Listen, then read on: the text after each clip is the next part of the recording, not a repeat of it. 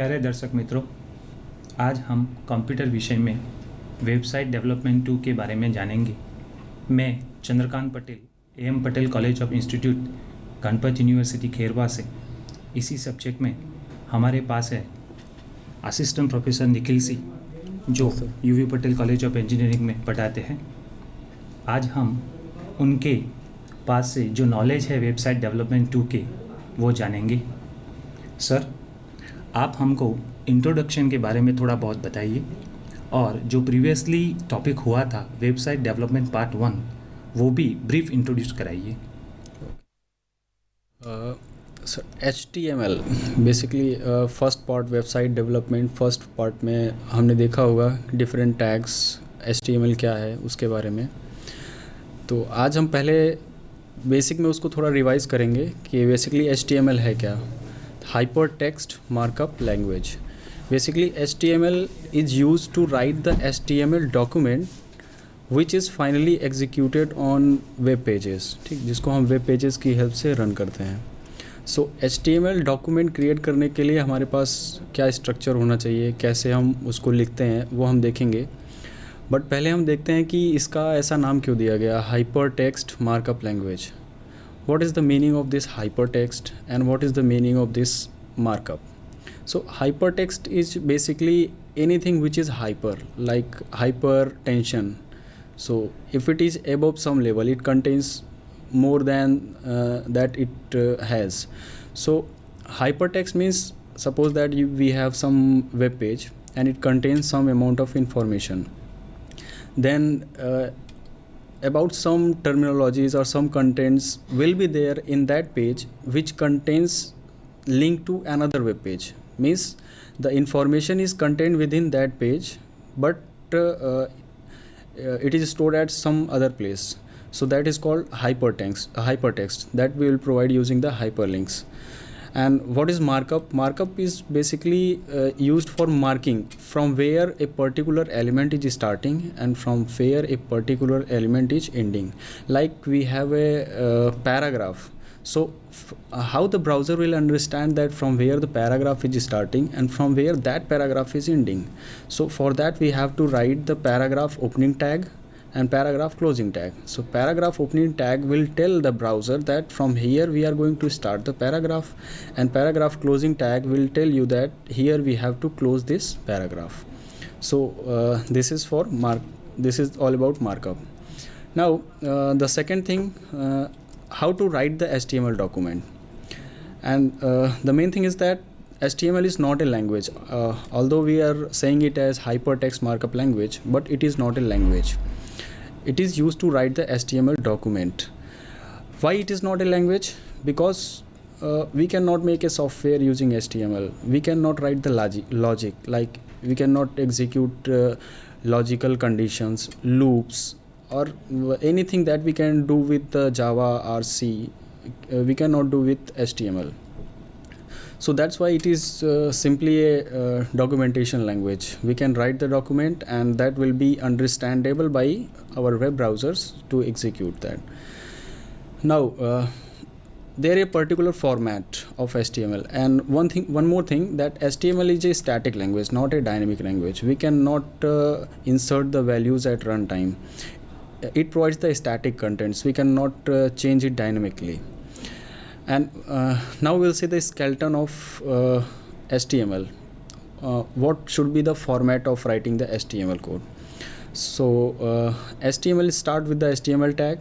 Inside that there is a head tag, and then we have the body tag, inside which all the elements, HTML elements, should be covered, like paragraph tag, table tag, division tag, form tag. Anything will be there inside the body tag, and then we have to close the body tag and then HTML tag. Now अब हम एक program computer पे करके देखेंगे कि basically कैसे हम HTML code लिखेंगे।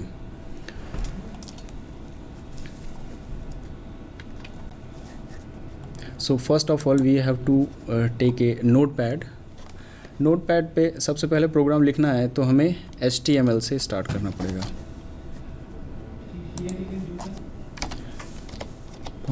HTML opening tag,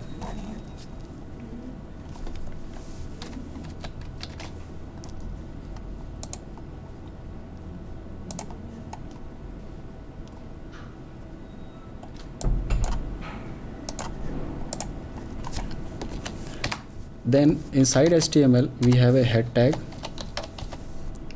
Then inside head tag there is a title tag.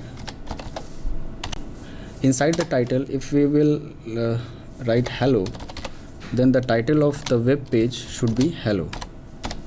Now we will close the title tag. Then we have head tag. After closing the head tag, we will write the body tag. Then we will close the body tag and then close the HTML tag. Means here you can see the HTML is open and here HTML is closed. Inside the HTML we have a head tag. So head tag contains the title. What is the title of this web page? It will be displayed on the browsers. Then whatever we have to write inside the body tag. Like body, what will be the background of that web page? BG color attribute. So suppose that we want the color of background red, and then if there is any text, then the text color should be in white. Now we will take an element paragraph and here write some information. Hello, how are you? And then we will close the paragraph tag. Now this web page background color should be red and the text that we have written in this paragraph should be in white. These are the attributes of this body tag. We will cover these attributes in the subsequent slides, lectures. Now how to execute this code? This we have written a simple program, hello program. Now we will save is as hello, any file name .html extension. You have to use the HTML extension, all files. Now we are going to save this hello, the desktop.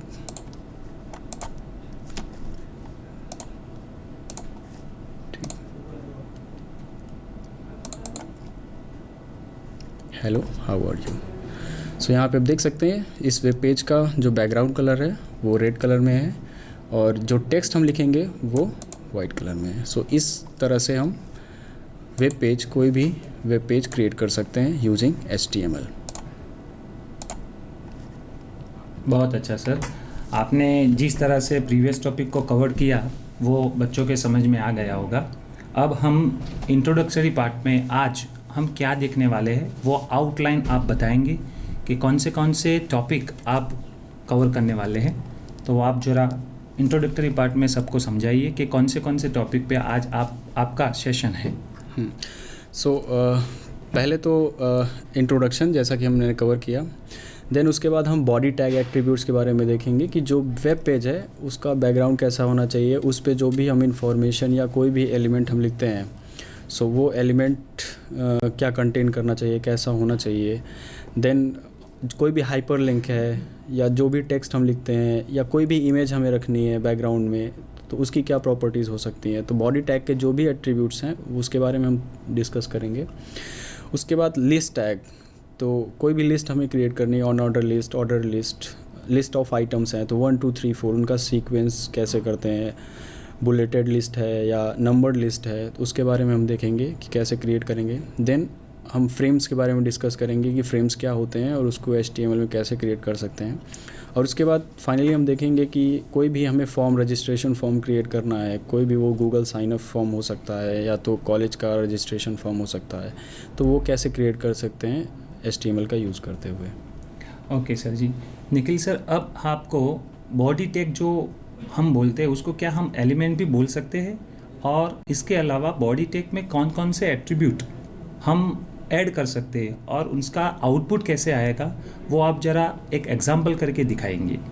हाँ ठीक है. Body tag basically, body tag के अंदर हम जो भी attributes का use करेंगे या जो भी एट्रीब्यूट्स हम अभी पढ़ेंगे उसका यूज़ पूरी वेबसाइट जो भी हम वेब पेज क्रिएट करेंगे उस पर वो रिफ्लेक्ट करेगा। उस अगर कोई भी टेक्स्ट हम उस वेब पेज पे लिखेंगे और बॉडी टैग के अंदर वो एट्रीब्यूट में हमने वो प्रॉपर्टी सेट कर रखी होगी तो वो पूरे वेब पेज पे वही प्रॉपर्टी को फॉलो करेगा। नाउ अगर कोई लिंक है या उसका बैकग्राउंड कलर है तो बेसिकली अब हम देखते हैं कि बॉडी टैग में एट्रीब्यूट्स कितने होते हैं। बेसिकली बॉडी टैग में 6 एट्रीब्यूट्स होते हैं। लाइक बैकग्राउंड एट्रीब्यूट है, so background colour background attribute है, उसमें क्या वैल्यूज़ ले सकता है? It will take the value of some URL, some image URL और एनीथिंग, तो जो हमें उसके उस वेब पेज के बैकग्राउंड में सेट करनी होगी। Then background colour BG colour, so BG colour means it will syntax होती है लिखने के लिए। हाँ, तो वो जरा आप सिंटेक्स हाँ, बताएंगे देखते हैं तो दर्शकों को बहुत अच्छा लगेगा। हाँ, ये बॉडी एट्रीब्यूट, तो ये एक सिंटेक्स है बॉडी टैग का। Body tag background is equal to URL URL means path of that image, उस इमेज का पाथ क्या होगा, कैसे हम उस इमेज का हम पाथ देंगे। अगर उसी फोल्डर में है जिस फोल्डर में हम HTML डॉक्यूमेंट लिख रहे हैं वो इमेज उसी फोल्डर में रखी हुई है तो हमें पाथ देने की ज़रूरत नहीं है, हम डायरेक्टली उस इमेज का नाम दे देंगे तो वो डायरेक्टली वो इमेज वहाँ से पिक कर लेगा। नाउ बैकग्राउंड कलर, ये एक दूसरा एट्रीब्यूट है बैकग्राउंड कलर, इसमें हमको कलर की वैल्यू देनी है। देन टेक्स्ट मीन्स टेक्स्ट का कलर क्या होगा। देन कोई भी अगर लिंक है उस वेब पेज पे तो उसका कलर क्या होगा, उसकी value. So a link means active link, active link means कोई भी हमारे पास हाइपर लिंक है सो उस लिंक का कलर हम लिंक एट्रीब्यूट से देंगे कि उस लिंक का कलर क्या होगा। देन जैसे ही हम उस लिंक को हम क्लिक करते हैं ड्यूरिंग क्लिक जो कलर रिफ्लेक्ट होगा वो यहाँ पे हम देंगे ए लिंक एट्रीब्यूट में। उस लिंक को विज़िट करने के बाद उस लिंक का कलर चेंज हो जाएगा, तो वो कौन सा कलर होगा विज़िट करने के बाद वो हम इस एट्रीब्यूट के थ्रू देंगे, विजिटेड लिंक। जैसे कि आपने देखा होगा कि हम गूगल पे जब कोई नई चीज़ सर्च करते हैं तो हमारे पास वो दूसरे कलर में होता है और जब उसको हम विज़िट कर लेते हैं तो उसका कलर चेंज हो जाता है। तो दूसरी बार जब भी हम उस चीज़ को विज़िट करने के लिए जाते हैं तो उसका कलर बाकी लिंक से अलग दिखता है। तो उसके लिए हम ये लिंक ए लिंक और वे लिंक एट्रीब्यूट का यूज़ करेंगे। नाउ कलर हम क्या दे सकते हैं, यहाँ पे हम क्या नाम देंगे कलर का। सपोज दैट कि हमें लिंक जो भी हमने हाइपर लिंक दिया है उसका कलर रेड चाहिए हमें, तो और क्या वैल्यूज़ हैं जो हम यूज़ कर सकते हैं कलर को शो करने के लिए। लाइक लाल कलर है या ब्लैक कलर है तो उसके लिए।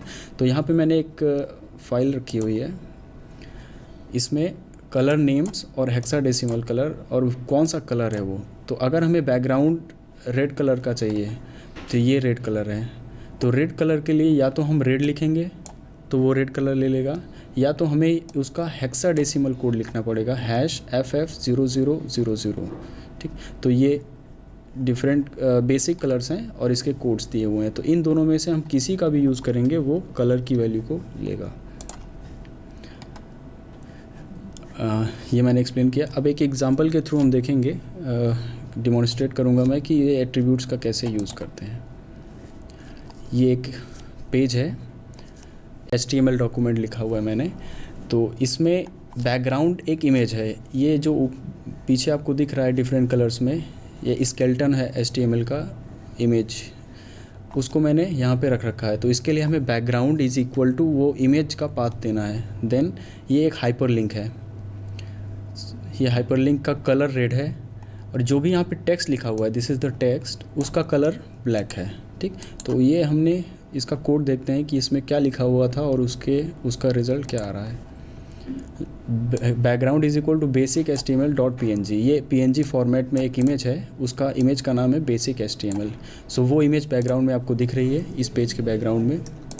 देन बैकग्राउंड का कलर येलो है, वो शो इसलिए नहीं हो रहा है बिकॉज हमने इमेज रख दिया है बैकग्राउंड में। अगर वो इमेज नहीं होगी तो इसका बैकग्राउंड कलर जो वेब पेज का कलर है वो येलो कलर में दिखेगा। जो भी टेक्स्ट हमने लिखा है वो ब्लैक कलर में है, यहाँ पे आप देख सकते हैं इसका टेक्स्ट ब्लैक कलर में है। Then link equal to red means जो भी हम लिंक प्रोवाइड करेंगे हाइपर लिंक वो रेड कलर में होगा, तो आप देख सकते हैं ये रेड कलर में है। जैसे ही हम क्लिक करेंगे ए लिंक, ये भी रेड कलर में है, अगर ये किसी और कलर में होगा तो उस कलर में रिफ्लेक्ट होगा। ए लिंक मीन्स जैसे ही हम इस पर क्लिक करेंगे ड्यूरिंग दैट मोमेंट जो कलर हमको दिखेगा that will be shown by A link colour. तो यहाँ पे हम जैसे ही क्लिक करेंगे आप देखिएगा रेड होगा थोड़ा सा क्लिक। ठीक, नाउ ये एक पेज खुल गया है।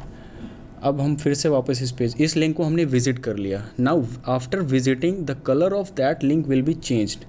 सो उसको हम शो करेंगे विजिटेड लिंक. नाउ यहाँ पे आप देख सकते हैं V link. After visiting the colour of the link will be change to blue. तो आप देख सकते हैं मैंने पहले रेड कलर था, तो जब विजिट कर लिया तो उसका कलर ब्लू हो गया. सो इस तरह से यहाँ पे हमने एक हेलो डियर स्टूडेंट्स, ये पूरा एक एलिमेंट है हेडिंग टैग. देन हमने एक हाइपर लिंक क्रिएट किया ahref = gripinit.com.html और ये एक लिंक प्रोवाइड किया. तो इस पे हम क्लिक करेंगे तो हम जाएंगे. तो ये बेसिकली हमने एक attribute background colour, text, link, A link and V link, ये बेसिक एट्रीब्यूट्स हैं बॉडी टैग के.